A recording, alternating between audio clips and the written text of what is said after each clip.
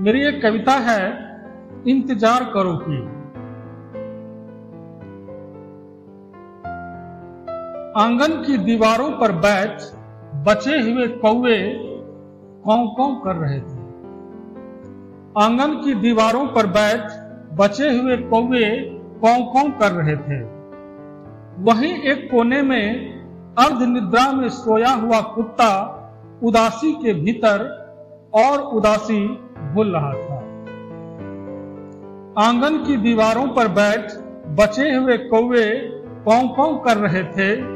वहीं एक कोने में अर्ध निद्रा में सोया हुआ कुत्ता उदासी के भीतर और उदासी बोल रहा था। उन्हें क्या पता कि अब मनुष्य का अंतःकरण हो चुका है। आत्मसंघर्ष बीते जमाने की बात हो चुकी है। उसे चाहिए किसी भी शर्त पर पहचानहीनता की इस भीड़ में बाजारू स्वप्न और संभावना। उन्हें क्या पता कि अब मनुष्य का अंतःकरण हो चुका है। आत्मसंघर्ष बीते जमाने की बात हो चुकी है। उसे चाहिए किसी भी शर्त पर पहचानहीनता की इस भीड़ में बाजारू स्वप्न और संभावना।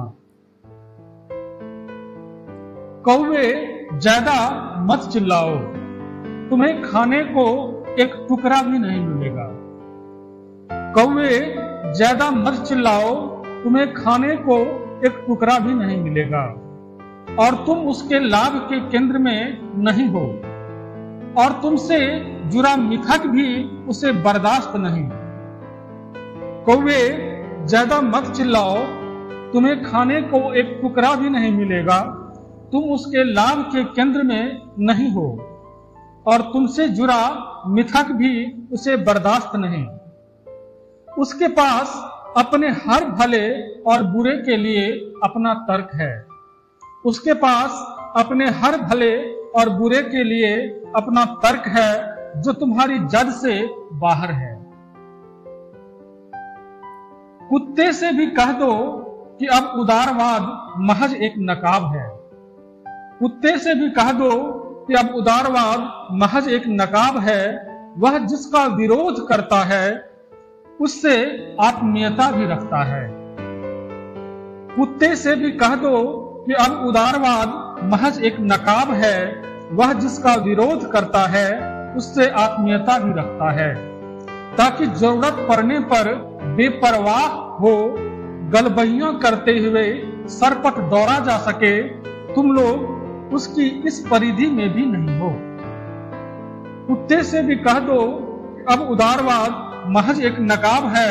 वह जिसका विरोध करता है उससे आत्मीयता भी रखता है, ताकि जरूरत पड़ने पर बेपरवाह हो गलबैयां करते हुए सरपट दौड़ा जा सके। तुम लोग उसकी इस परिधि में भी शामिल नहीं हो। इसलिए इंतजार करो कि घर से दबे पांव निकला हुआ कोई बच्चा खेल खेल में तुम्हारे आगे डाल दे बिस्किट का कोई टुकड़ा। इसलिए इंतजार करो कि घर से दबे पांव निकला हुआ कोई बच्चा खेल खेल में तुम्हारे आगे डाल दे बिस्किट का कोई टुकड़ा। धन्यवाद।